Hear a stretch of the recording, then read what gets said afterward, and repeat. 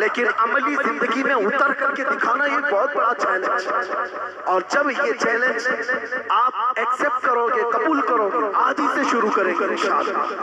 हर गली कूचे जिस तरह से तुम लब्बैक या रसूल अल्लाह का नारा हर जगह पर जो गूंज रहा है और पुकार पुकार करके कहते हो, डरते हो किसी से? डरते हो? नहीं डरते, इसलिए कि बोलना ही तो है, बोलना ही तो है जुबान से, डरना क्या है। लेकिन मैं आपसे कहता हूँ इसका मतलब भी समझो, मतलब भी समझो। लब्बैक या रसूल अल्लाह का मतलब है ऐ अल्लाह के रसूल मैं हाजिर हूँ। किस तरह से हाजिर हो?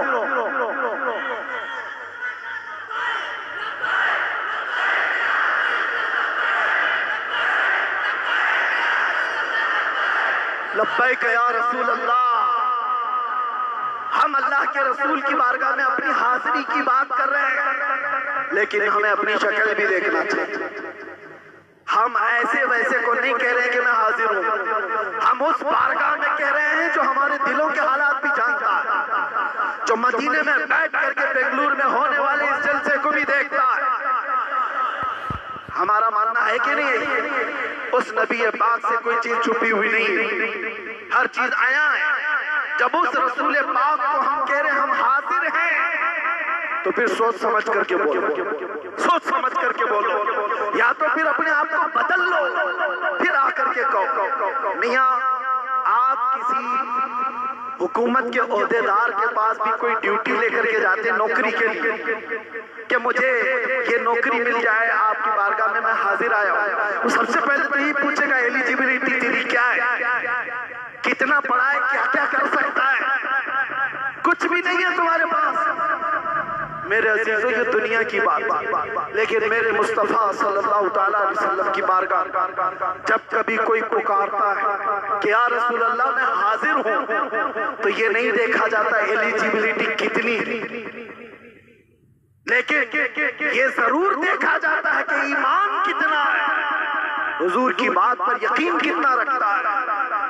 अब आओ, मैं जो बात कह रहा था उसको कंप्लीट करता हूँ। मुसीबतें कुछ आएंगी और जब ये स्ट्रगल करके बर्दाश्त कर ले जाओ तो वो चीज मिलने वाली है जिसका जिक्र मैंने छेड़ा।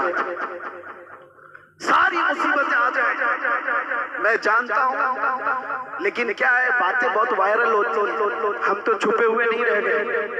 जो भी बात कहे बहुत फैलती है सब चीजें, और बेचारे यूट्यूबर तो इसीलिए खड़े ही रहते हैं कि कितना मसाला लगाना है और कितने थंबनेल लगा रहा है, क्योंकि वो अपने व्यूज के चक्कर में बेचारे कौन कौन से मसाले लगाते हमें भी नहीं पता रहता। ये तो कितनी मर्तबा हमको कैद भी करते हैं, कितनी मर्तबा आजाद भी करते हैं, कितनी मर्तबा इंतकाल भी करा देते हैं।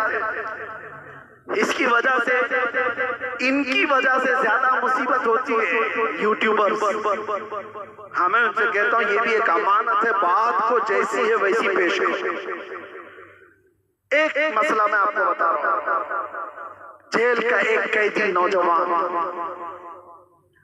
मैं पूरी तफसील नहीं बता रहा हूं, लेकिन इतनी बात जरूर है कि वो नामूसे रिसालत का सफीर शब बारात शाबान की 14वीं गुजर चुकी है, 15वीं रात आई।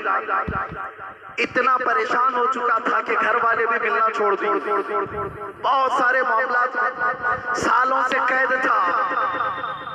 बहुत लंबा खत मेरे पास है, बहुत लंबी चिट्ठी मेरे पास आई, कहा कि मैं बता नहीं सकता, इतना परेशान था कि लोगों के लिए और कैदियों के लिए मुलाकात ही आते थे, उनके घर वाले आते थे, मिलते थे, 8 दिन में एक मरतबा कुछ सामान देख करके जाते थे और तसल्ली हो जाती थी। मेरे तो महीनों हो गए और अब तो बरसों हो गए, कोई आ ही नहीं रहा, सालों हो गए, तंग आ गया था। और उस दिन 14वीं शाबान, जेल में भी छोटी मोटी ईदें मना ली जाती, शब बारात मालूम हो गई। ये मैं अपने कैद की बात नहीं कर रहा हूँ, ये बाहर मेरे पास जो लेटर आया वो मैं बात कर रहा हूँ। उस नौजवान ने मुझे मुखातब करके लिख करके भेजा, इतना परेशान था कि दुख भरी आवाज से मैं रोना चाह रहा था, रोना नहीं आ रहा था, आंसू मेरे सूख गए थे। मैंने अल्लाह की बारगाह में उस रात को पहली मर्तबा मौत की तमन्ना की। कहा क्या बहुत हो गया, चाहे मैं मर जाऊं तो अच्छा हो जाऊं। फिर फौरन तौबा किया कि अल्लाह के नबी ने मना फरमाया, मुसीबतों से घबरा करके मौत की तमन्ना करना जायज नहीं, हराम है। वो नौजवान कहते फौरन मैंने तौबा किया, मुझे मेरे नबी का ख्याल आया। वो कहता है रात की तारीकी हुई थी, मैंने उस दिन खाना भी नहीं खाया इसी गम में कि काश अगर बाहर होता तो ईद का माहौल होता, लोगों में घुल मिल रहा होता, घर में खुशियों का माहौल होता, मैं तन्हा कोठरी में परेशान। वो कहता है अचानक मेरी कोठरी में नूर और रोशनी भरी हुई है, मैं घबराया और कपकपी तारी हो गई, मेरी आंखें बंद थी। मैंने महसूस किया कि कोई तो कमरे को मेरे टार्च लगा करके रोशन किया हुआ। पुलिस वाले चेक करने आते हैं कभी कभार, लेकिन वो कहता है वो रोशनी टार्च की नहीं थी, इतनी बढ़ती गई बढ़ती गई बढ़ती गई। बाद में मैंने महसूस किया कि किसी की आहट महसूस की जा रही है।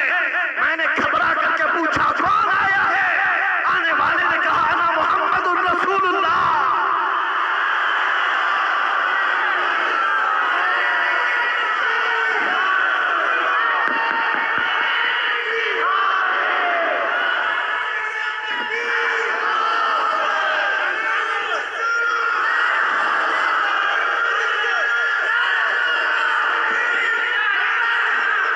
फिर हम कहते हैं मेरे नौजवानों, इसी दिन के लिए तो मैं कहता हूँ हर सितम हर मुसीबत गवारा है। या रसूल अल्लाह तुम कह दो कि तू हमारा। हर नौजवान अगर उस दिन के इंतजार में जीना शुरू कर दे, वो दिन दूर नहीं, वो आएंगे, आते होंगे, अभी आएंगे, वो आएंगे, आते होंगे, अभी आएंगे। यही सोच के हमने महफिल को सजा रखा है। हवा का मौसम बता रहा है, वो जुल्फ अपनी लहरा रहे हैं, सवारी तैबा से चल पड़ी है, हुजूर तशरीफ ला रहे हैं। लब्बैक या रसूल अल्लाह, लब्बैक या रसूल